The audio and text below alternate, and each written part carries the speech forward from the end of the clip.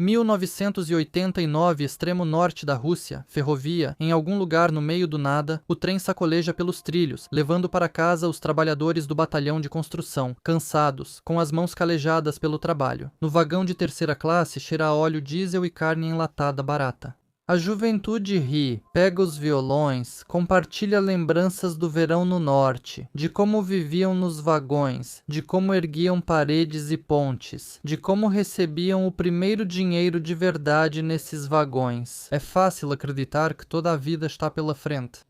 Faculdade, diploma, amor, casa, trabalho, filhos, o grupo de construção é quase como acampamentos de verão para adultos, canções ao violão, o romantismo das estradas distantes, a sensação de que você é necessário para o país. Nenhum dos jovens pensa que algo ruim pode acontecer com eles. O trem faz barulho com muita energia. A tundra passa pelas janelas de forma tão familiar. Mas o norte não é só construções. Ele é cortado por zonas de campos de prisioneiros. E pelos mesmos trilhos viajam não só estudantes. Entre os rostos alegres nos corredores dos vagões podem aparecer estranhos, silenciosos, com um olhar pesado, e ninguém verifica quem exatamente está entrando no vagão. Numa pequena estação do norte, na época soviética, não era obrigatório mostrar o passaporte ao condutor, e ainda não havia segurança nos trens. À noite, as conversas e os violões cessaram, e os passageiros dormiam tranquilamente ao som das rodas. Uma mulher acordou de um sonho inquietante, olhou ao redor na penumbra, tateou sobre a mesa do nosso passageiro procurando cigarros e fósforos, e sonolenta foi até o vestíbulo, abriu a porta e por um segundo ficou paralisada. Depois saiu correndo aos gritos de pavor. No vestíbulo estava o corpo de um jovem estudante com uma jaqueta do grupo de trabalho. O chão estava coberto de sangue. Infelizmente, devido à censura do YouTube, não posso mostrar alguns materiais documentais, e por isso vou deixá-los de fora. No canal do Telegram Strashnot, acesse, inscreva-se e assista. O link está abaixo do vídeo. É preciso chamar a polícia, mas onde você vai encontrá-la em um lugar tão remoto? O chefe do trem, pálido, chegou correndo, ofegante, examinou o rapaz encontrado no vestíbulo e tentou sentir o pulso dele. Já não há como ajudar. A pessoa está morta, no peito, bem perto do coração, há uma ferida aberta. O chefe ordenou à condutora que enviasse urgentemente um radiograma para a estação mais próxima. E quem poderia ter feito algo assim? Não houve barulho algum, ninguém discutiu, ninguém brigou. Talvez tenha sido um assalto? Os membros do grupo de construção recebiam um bom salário. A comissária assustada de outro vagão veio correndo com mais uma notícia terrível. Foi encontrado um segundo corpo no trem. Uma jovem foi tirada da vida no vestíbulo, 2 vagões daqui, com o mesmo ferimento no peito. A segunda vítima também usava a jaqueta do grupo de construção. Talvez os jovens estivessem viajando juntos e houve uma cena de ciúmes aqui, mas os bolsos da garota estão revirados, então foi um assalto mesmo. A chefe do vagão está pálida, trancou ambos os vestíbulos, o rádio não pega e ninguém tem celular. Faltam 3 horas até a estação mais próxima, e o trem continua andando, as rodas batendo nos trilhos. As pessoas se olham com preocupação, tentando entender quem entre elas é o estranho. Quem é esse carrasco que está sentado em algum lugar por perto, respirando o mesmo ar abafado? Os vagões, que há 1 hora estavam cheios de conversas, risadas e acordes de violão, agora ficaram parados em um silêncio denso. A garota, com o violão, escondeu o instrumento debaixo do banco, como se isso pudesse salvá-la. Os homens se reuniam em grupos perto do corredor, conversavam entre si, alguém sugeriu patrulhar o vagão até de manhã, mas isso não tornava as coisas mais fáceis. O criminoso podia ser qualquer um, aquele cara carrancudo de suéter, o velho mal-humorado na janela, ou até mesmo alguém do grupo de trabalho. 3 horas de viagem se arrastavam. O som das rodas marcava o tempo até um desfecho desconhecido. O alto-falante no corredor rangeu e chiou, e a voz do chefe do trem, trêmula, com aquele sotaque típico do norte, soou. Deu a ordem para não sair dos seus lugares, para ir ao banheiro, só em grupos de 3 ou 4 pessoas. Ou melhor, aguentem mais um pouco. Ficou ainda mais assustador até a estação. No vagão havia sussurros, alguém soluçava, alguém enxugava a testa com a manga, o trem retumbava pela tundra de inverno como uma caixa de ferro trancada, onde dezenas de pessoas estavam sentadas junto com um carrasco desconhecido. O ar ficou pesado, as horas passavam devagar, do lado de fora passavam postes pretos e um vazio coberto de neve. Passou 1 hora, depois outra. A estação já estava perto. À frente estava a cidade. Logo a polícia chegaria. Tudo seria esclarecido. Tudo se resolveria. E as pessoas ganharam coragem, começaram a se endireitar, cuidadosamente afastavam as costas das paredes, alguém foi para o corredor, outro foi para o vestíbulo, olhando ao redor, o sussurro foi substituído por conversas baixas. A comissária tirou o lenço e enxugou a testa. Os passageiros se animaram, como se tivessem esquecido completamente do perigo, embora o assassino não pudesse desaparecer de dentro da caixa de ferro trancada. E cada passo no corredor, cada rangido de porta soava como um aviso. Quando faltavam poucos quilômetros para a estação, os passageiros famintos começaram a se reunir no vagão-restaurante. Alguém ri fora de hora, alguém faz piada, alguém se empanturra de comida, e então um grito feminino tão forte que gelou até os ossos. Socorro! Lá, no vestíbulo, perto do vagão-restaurante, estava o terceiro corpo, um jovem pai, um rapaz, igual aos que já tinham sido mortos antes, cabelos claros, broche do consomol no peito. E de novo tudo aconteceu silenciosamente, ninguém percebeu nem gritos nem luta. Na estação, o trem ficou parado, como se estivesse acorrentado, por 10 longas horas, e a plataforma foi tomada por policiais e investigadores. Os cães faziam as pessoas saírem uma a uma, verificavam os documentos, perguntavam sobre quem tinham visto, quem estava sentado onde, quem conversava com quem. Nos vagões, prateleiras reviradas, bolsas abertas, mãos estranhas mexendo nos pertences pessoais. As vítimas eram membros do consomol de um grupo de construção, jovens, trabalhadores, rapazes determinados. Eles estavam levando para casa salários consideráveis para aquela época, e o criminoso esvaziou os bolsos deles. Nenhum sinal de luta. Cada um foi morto com um golpe preciso e profissional de faca no coração. Os peritos, ao olhar para os ferimentos, balançavam a cabeça. A faca entrava rápida e profundamente, e depois o criminoso a girava para ter certeza. Ficou claro que esses 3 golpes foram desferidos por uma única pessoa. O chefe do trem estava de lado, pálido, branco como papel. Entre os passageiros não havia testemunhas nem suspeitos, e a porta externa de um dos vagões estava arrombada. Alguém conseguiu pular em movimento e desaparecer na tundra perto da estação. Alguns meses depois, já no inverno, a 2 quilômetros de Kirov, na beira da floresta, encontraram o corpo de um homem. O falecido estava deitado na neve, ao lado. As marcas do carro levaram a uma consulta sobre pessoas desaparecidas, e o falecido era o taxista Sergei Metiolkin. Ele era uma daquelas raras pessoas sobre quem diziam ser um cara decente, não bebia, não era grosseiro com os passageiros, amava a esposa e a filhinha. Ao contrário de muitos colegas, ele nunca aumentava o preço e não cobrava dinheiro além do taxímetro. Por isso, ele já tinha sido repreendido várias vezes na garagem. O chefe ameaçava demiti-lo, exigia que trouxesse lucro extra, mas Sergei apenas ignorava. Trabalho honestamente e recomendo que façam o mesmo. Pouco antes de morrer, eles tiveram um conflito sério e Metiolkin estava pensando em denunciar a promotoria. E depois desse último turno, eles até brigaram. E depois ele desapareceu. Ele foi encontrado alguns dias depois em uma floresta densa, numa estrada coberta de neve, onde ninguém passava há muito tempo.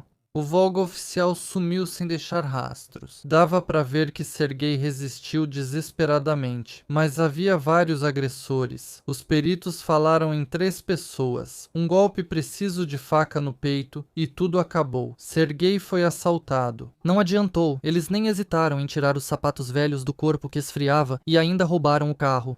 Depois do assassinato do taxista, a polícia concluiu que provavelmente era alguém da região. Eles fecharam o distrito e montaram uma emboscada nas estradas da floresta. Certa noite, um dos postos percebeu algo estranho. Diante dos faróis de um carro que se aproximava, caiu uma árvore cortada, e 2 homens mascarados saltaram de trás dela e correram em direção ao motorista. Os policiais agiram rapidamente e prenderam os agressores no local. Mas, em vez de criminosos experientes, esses 2 eram adolescentes de vilarejos vizinhos. Os rapazes confessaram que ouviram falar que alguém estava roubando carros na região e decidiram tentar eles mesmos. Eles não tinham nenhuma relação com a morte do taxista.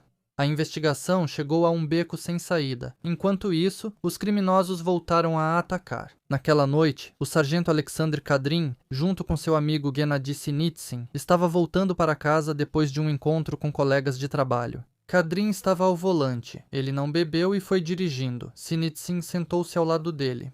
Em uma das curvas, eles viram alguns caroneiros acenando na beira da estrada. Kadrin parou o carro. A noite estava fria, a estrada era longa. Não se abandona os seus. 2 sentaram atrás. No começo, viajaram em silêncio. Depois um pediu: "Pare aqui, quero descer." Kadrin encostou no acostamento. A porta se abriu, o homem se inclinou para a frente e de repente sacou uma faca, um golpe curto e girando. O sargento nem teve tempo de gritar. Empurraram Gennady para fora do carro imediatamente, o levaram a pontapés até a vala, bateram nele, ameaçaram, riram. No interior do carro, encontraram um galão com restos de gasolina. Os bandidos molharam o casaco de Sinitsyn com gasolina e atearam fogo, queimando sua mão. Gennady, cego de pavor, correu para a floresta, arrancando o casaco em chamas enquanto corria. Neve, galhos, escuridão, ele tropeçava, caía, rastejava, até parar debaixo de uma árvore caída. Os bandidos correram atrás, mas o perderam na escuridão. Ainda gritaram, correram pela beira da floresta, mas depois foram embora. Gennady caminhou pelo bosque por mais 3 horas, sem saber onde estava ou o que lhe aconteceu. Sem jaqueta, com as mãos queimadas, um zumbido nos ouvidos e tudo escuro diante dos olhos. Andava sem rumo, agarrando-se aos galhos, caía nos montes de neve e se levantava de novo. Parecia que tudo isso era infinito. Neve, árvores, rastros de animais, até o próprio fôlego ficar rouco. Finalmente, uma luz apareceu à frente. Era uma aldeia. Ele chegou ao primeiro quintal e caiu bem na varanda. A dona da casa gritou. Depois percebeu que era uma pessoa viva, um homem queimado e ensanguentado. O marido correu para pedir ajuda. Chamaram médicos e a polícia. No hospital, Gennady foi levado para a UTI. Lá mesmo, sob soro, ele soube de algo terrível. Seu colega de trabalho foi encontrado morto, com uma facada profunda no coração, contorção. O modo como o crime foi cometido parecia suspeitosamente semelhante ao assassinato do taxista Sergei Metelkin. No começo, Gennady não conseguia se lembrar de nada. Só contava como correu para a floresta com a jaqueta pegando fogo. Mas, aos poucos, dia após dia, as frases dos médicos e as perguntas dos investigadores provocavam flashes de lembranças em sua mente. E logo ele apontou um detalhe importante: o sotaque melodioso que ouviu no carro, quando ainda parecia seguro. Aquela voz, arrastada, como a de um sulista ou de alguém vindo das periferias, era a única coisa a qual podia se apegar. Para os investigadores, isso foi um ponto de virada. Significava que, muito provavelmente, o criminoso não era da região de Kirov. O sotaque melodioso, o jeito estranho de se portar, o perfil dos crimes, tudo isso indicava que os bandidos podiam ser de fora.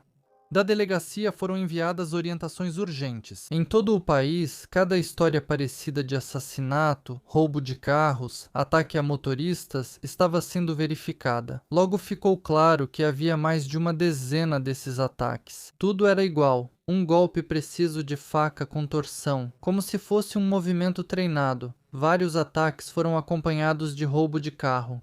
As informações foram coletadas, reunidas e enviadas para Moscou. Lá, a portas fechadas, começaram a montar o quebra-cabeça. A mesma assinatura se estende por centenas de quilômetros, do trem no norte até as estradas florestais da região de Moscou. Em Kirov, entenderam que não era uma gangue qualquer, nem jovens do interior, mas sim um predador que se desloca pelo país, deixando um rastro sangrento para trás. Agora só restava encontrá-lo antes que atacasse novamente. Enquanto isso, os bandidos se esconderam.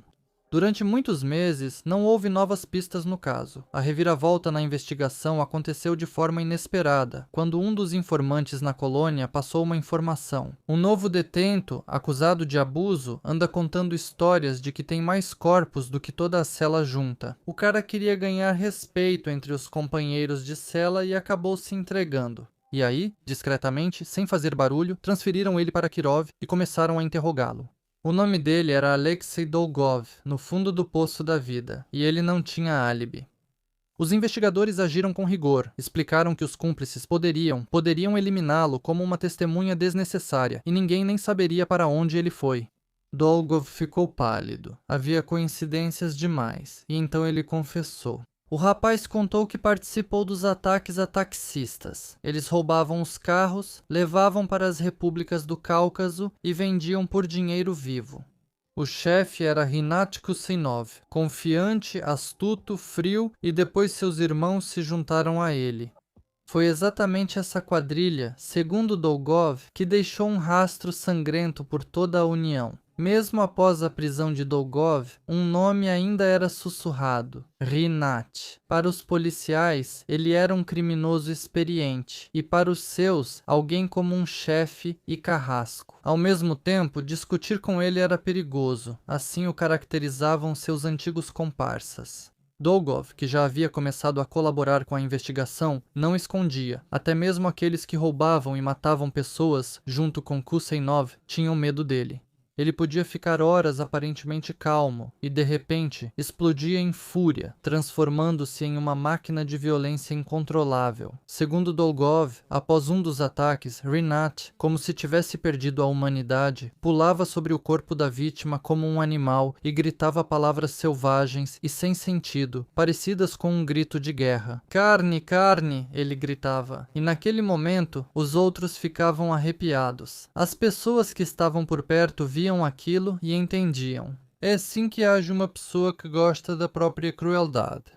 Um dos cúmplices depois confessou. Naquele momento, entendemos que ele não tinha limites, que ele poderia fazer o mesmo com a gente. Para os investigadores, essas confissões foram mais uma prova de que Kusinov não era apenas um bandido organizador, mas uma pessoa que precisava sentir poder, humilhação e medo. Ele mesmo ditava as regras, punia os seus e não tolerava desobediência. Na cela do centro de detenção, os agentes faziam questão de destacá-lo. Até mesmo aqueles que passaram a vida toda em colônias e campos têm medo dele. Ele não era apenas o líder, mas também um símbolo assustador da pequena gangue deles. Aqueles que nunca vacilam e vão até o fim, mesmo que precisem eliminar um dos seus.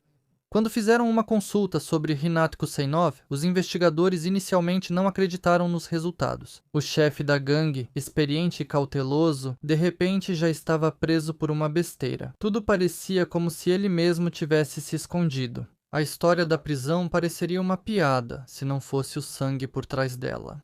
Husseinov estava sentado em um restaurante com sua amante. Naquela noite ele conseguiu ficar bêbado, jogar dinheiro no garçom e dar um anel de ouro para a moça. O gesto foi ostensivo, feito para o público. A moça ficou maravilhada, e foi exatamente esse entusiasmo dela que atraiu olhares indesejados. E do bolso de Husseinov caiu uma arma cerrada, que foi parar bem aos pés de um policial que estava sentado na mesa ao lado. Depois, tudo aconteceu num instante. Algemas, registro, interrogatórios. Por porte de arma, o tribunal deu 2 anos. Para um criminoso experiente, isso é coisa pequena. Parecia que Rinat entendeu que o cerco estava se fechando e escolheu se esconder temporariamente atrás das grades, esperando que a poeira baixasse.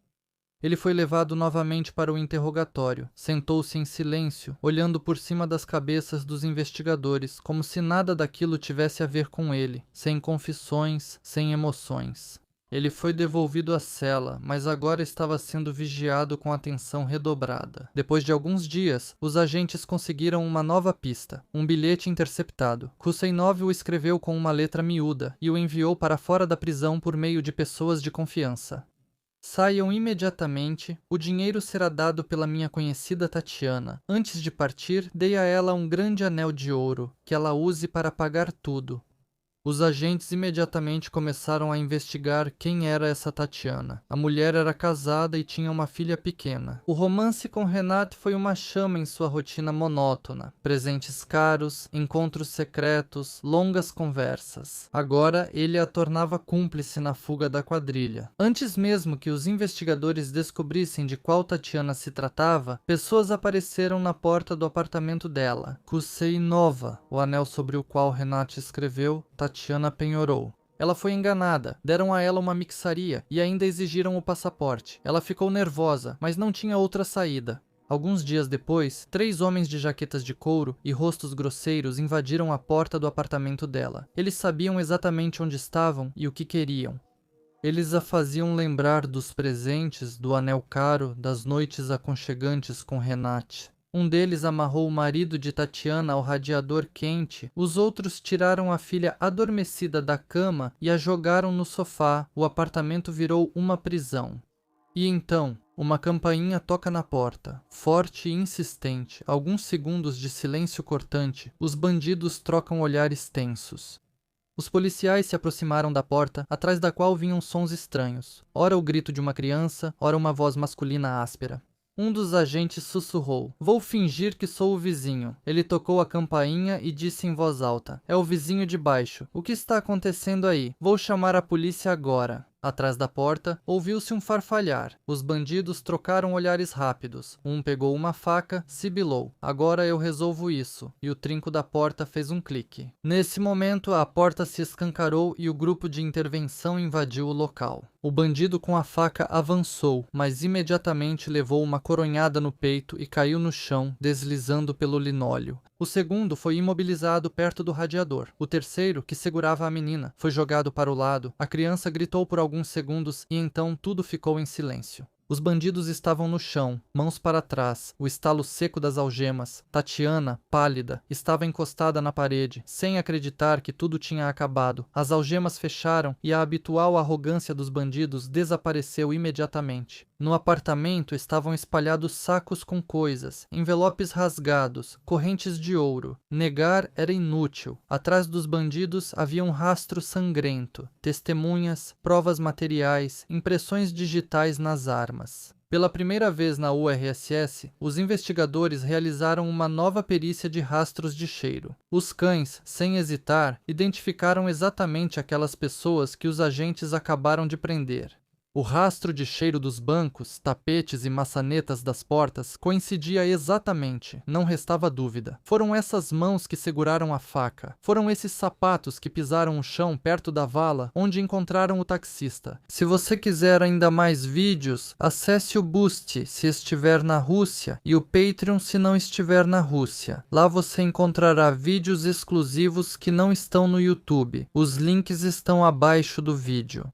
Durante os interrogatórios, 2 deles confessaram quase imediatamente. Toda a coragem deles se transformou em medo. Contaram como esperavam pelos motoristas, como roubavam os Volgas, como vendiam os carros para o exterior e dividiam o dinheiro.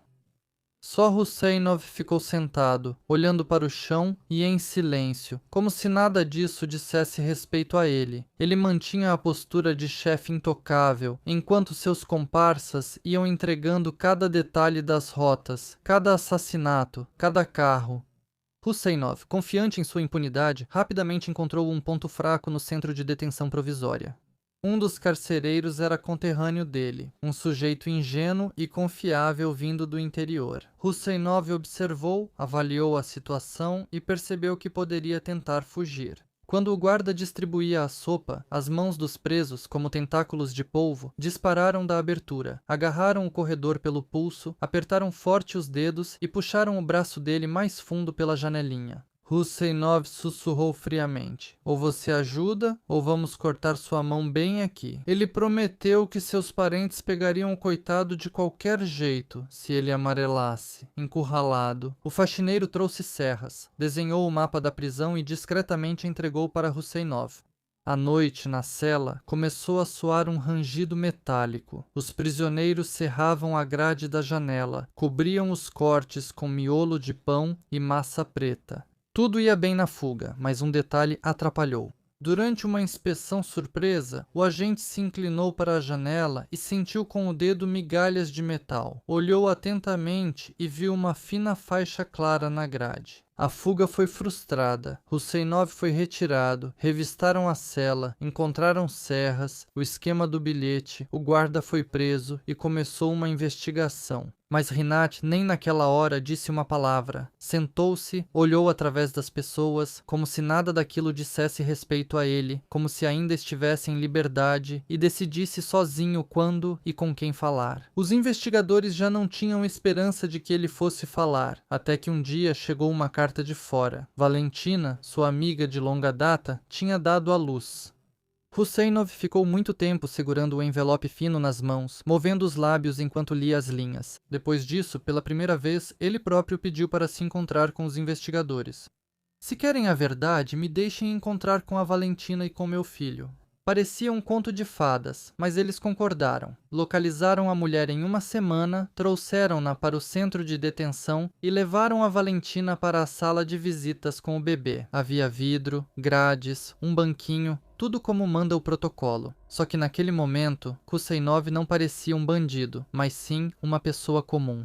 Ele estendeu as mãos para o bebê, tão pequenino e quentinho, e seu olhar se suavizou pela primeira vez. Ele e Valentina seguravam as mãos um do outro através das grades e choravam. Ele, um chefe experiente, e ela, uma mulher cansada que trouxe um bebê para a visita. Naquele quarto não havia mais a lendária frieza. Havia apenas um homem a quem mostraram o filho. Então Kusseinov começou a falar, começou a lembrar nomes, carros, endereços, a descrever ataques e esquemas de revenda. Os investigadores sentaram-se em frente, ouviam e entendiam. Foi exatamente por esse momento, por essa ilusão de uma vida normal, que ele finalmente decidiu contar tudo o que escondeu durante tantos meses nos interrogatórios. Rinat Kusseinov revelou sua biografia como se estivesse lendo um dossiê criminal. Ele confessou que cometeu seu primeiro crime ainda aos 16 anos. Naquela época foi parar na colônia, e lá aprendeu muito com os mais velhos. Golpe de faca com torção, como escapar de perseguições, como controlar as pessoas. Quando saiu em liberdade, não precisou de muito tempo para colocar tudo isso em prática. Bem no trem, a caminho de casa, entre passageiros que não suspeitavam de nada, ele tirou a vida de 3 estudantes de um grupo de construção e pegou o dinheiro deles. Esse dinheiro foi suficiente para os primeiros meses. A facilidade do ganho fez seu trabalho. Kusseinov formou uma gangue, atraiu um amigo da colônia penal e seus próprios irmãos. Eles viajavam de região em região, escolhiam as vítimas e atacavam rápido, sem fazer barulho. No começo, isso parecia um conjunto de crimes isolados em diferentes regiões, mas depois os rastros se uniram em um único padrão sangrento. No geral, Kusseinov era um líder frio, calculista e cruel, que combinava qualidades de organizador e de sádico. Suas principais características eram o poder absoluto sobre cúmplices e vítimas, e o prazer com sua própria impunidade. Ele demonstrava uma crueldade patológica, sentindo prazer ao ter poder sobre a vida e a morte das vítimas, o que ficou evidente no episódio em que, durante uma apresentação, ele pulava sobre o corpo da vítima. Ao mesmo tempo, ele era frio e calculista, planejando cuidadosamente os crimes e o esquema de revenda dos carros roubados. Sua autoridade entre os cúmplices era absoluta e baseada no medo. Até mesmo seus próprios comparsas o temiam, entendendo que ele não tinha limites e era capaz de eliminar qualquer um. No entanto, havia outro lado humano em sua personalidade, que em nossa cronologia se manifestou apenas uma vez, quando encontrou seu filho. O nascimento dele foi um momento de grande emoção e fez com que ele, um criminoso experiente e endurecido, aceitasse fazer um acordo com a promotoria. Esse episódio mostra que mesmo na alma mais endurecida e carente pode restar algo vulnerável, uma certa saudade de uma vida normal e de laços humanos. Mas essa centelha se apagou rapidamente e no final ele permaneceu em seu papel, sobre o qual falarei daqui a pouco. Alexei Dolgov e outros cúmplices são um exemplo clássico de executores influenciáveis. A psicologia deles é uma mistura de medo, ganância e suscetibilidade à influência de um líder mais forte. Alexei Dolgov, ao cair no campo do mal, rapidamente se quebrou sob o olhar da investigação, assustado com a perspectiva de ser eliminado como uma testemunha desnecessária. O comportamento dele demonstra a ausência de qualquer lealdade ou convicção pessoal. Ele é movido pelo instinto de autopreservação. Os demais membros da gangue, incluindo os irmãos Kusseinov, Aliás, em algumas fontes ele é Kusseinov, em outras Gusseinov, mas para nós ele é Kusseinov. Então, os demais membros da gangue, incluindo os irmãos Kusseinov, eram peças obedientes do seu mecanismo. Eles obedeciam por medo, e sua própria ousadia desapareceu instantaneamente. No primeiro confronto com a justiça, quando começaram a testemunhar uns contra os outros, o julgamento foi exemplar. Husseinov e seu comparsa Dolgov foram condenados à execução, e os demais membros da quadrilha a 15 anos de regime fechado. No entanto, as sentenças de pena máxima não foram executadas, pois entrou em vigor uma moratória, e a execução foi substituída por prisão perpétua. Desde então, Husseinov está atrás das grades, escrevendo reclamações, petições e tentando contestar a sentença. Ele ainda tem esperança de liberdade, embora tenha dezenas de vidas destruídas por trás de si, todas ceifadas com um golpe de faca e uma torção fria. Com assaltos, ataques e furtos de carros, eles ganharam uma verdadeira fortuna para os padrões da época. O dinheiro vinha fácil e ia embora do mesmo jeito, gasto em restaurantes, amantes e uma vida luxuosa. Mas nada disso trouxe felicidade para Kusseinov. Agora ele está atrás das grades, escrevendo reclamações sem sentido e lembrando não das brigas ou do dinheiro, mas daquele único dia em que viu o filho no centro de detenção. A única mulher que ele amou um dia ficou em liberdade, sozinha, sem dinheiro e sem o apoio de um homem. Ela cria o filho sozinha e, como dizem os vizinhos, há muito tempo ninguém pronuncia mais o nome dele. E o que você acha dessa história? Deixem seus comentários, curtam, não curtam e assistam a outros vídeos do canal enquanto eles e o canal ainda existem.